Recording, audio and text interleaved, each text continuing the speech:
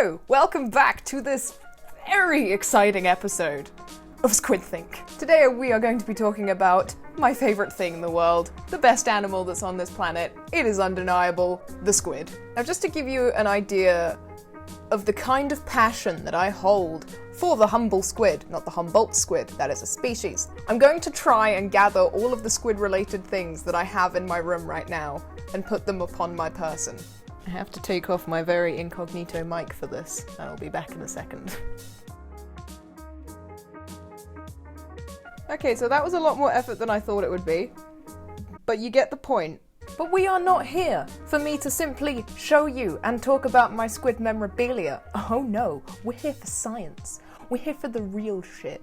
So let's get straight into learning about squid, shall we? I think we shall. Let's go. Cephalopods, in my opinion, are one of the most incredible groups of organisms on the planet. They're incredibly intelligent invertebrates, they're capable of doing incredible things, and they're just really cool. Cephalopods are in the phylum Mollusca, which has two subclasses. The first subclass is Nautilidae, which includes animals like the nautilus, and the second subclass is Coleoidae, which I only recently learned how to pronounce properly. And this is the subclass that contains my favourite three, which are octopuses, cuttlefish, and squid. Squid are broken down into 304 species. They have 8 arms, 2 tentacles, 3 hearts, 2 of which are for the gills and 1 are for the body. They have blue blood and bilateral symmetry. There are so many goddamn squid. There's the Humboldt squid, there's the fire squid, there's the flying squid, there's the jewel squid, the glass squid, there's all the squid. They are so diverse and beautiful. For being a soft-bodied set of creatures, squid are pretty hardcore. Like the Humboldt squid will even attack sharks, for God's sake. You have no bones, know your place. But they're actually also pretty low in predator once you get to the big sizes of squid. So like the giant squid, for example, their only predator is the sperm whale. You know when you see all those illustrations of like big squid versus big whale? They're real. That actually happens. Giant squid can weigh up to 275 kilograms. So that's about like roughly a quarter of a ton. And the smallest species of squid actually only weighs just under a gram. So the largest squid versus the smallest squid is literally 275,000 times bigger. As with most things in nature, the females are normally a bit bigger.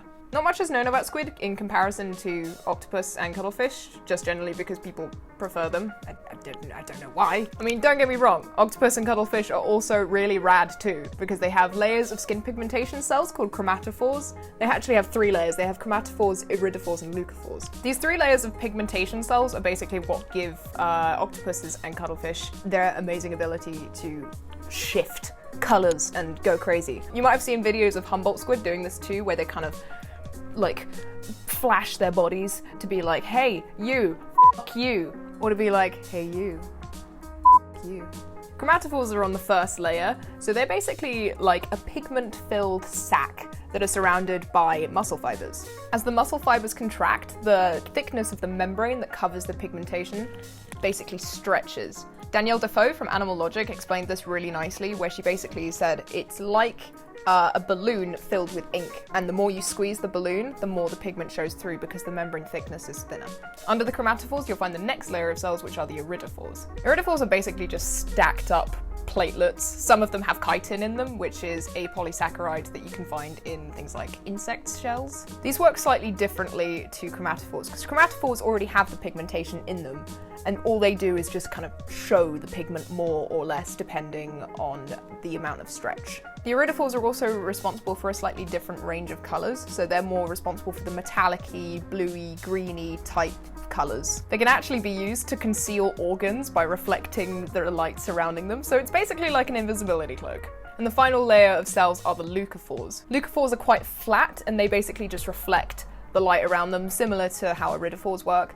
But they're responsible for the white spots that you'll see in certain species of octopus and cuttlefish. They'll also slightly reflect blue light if there's blue light surrounding them, which basically helps the cephalopod just blend in a little bit better to the ocean environment. Some deep sea species of cephalopod actually have a 4th layer called the photophores, and these are responsible for bioluminescent pigments. Not only do they have ridiculous capabilities of camouflage and crypsis, but they're also actually really intelligent.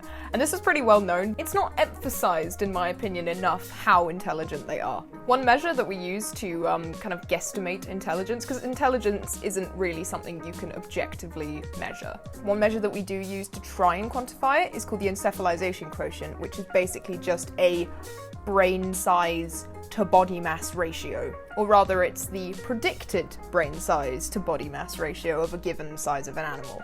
And cephalopods have the highest encephalization quotient of any invertebrate. It's not just a number either for them, like they actually do utilize this intelligence. Everyone's seen those videos of octopuses opening up jars, solving problems, but don't leave the squid out of this either, because squid are cool too. The Humboldt squid, for example, has been seen to hunt collectively in large groups. They're actually the only invertebrate to be known to hunt in such a large collective and organized manner. I'm probably going to do another episode on squid because I could literally talk about them for hours.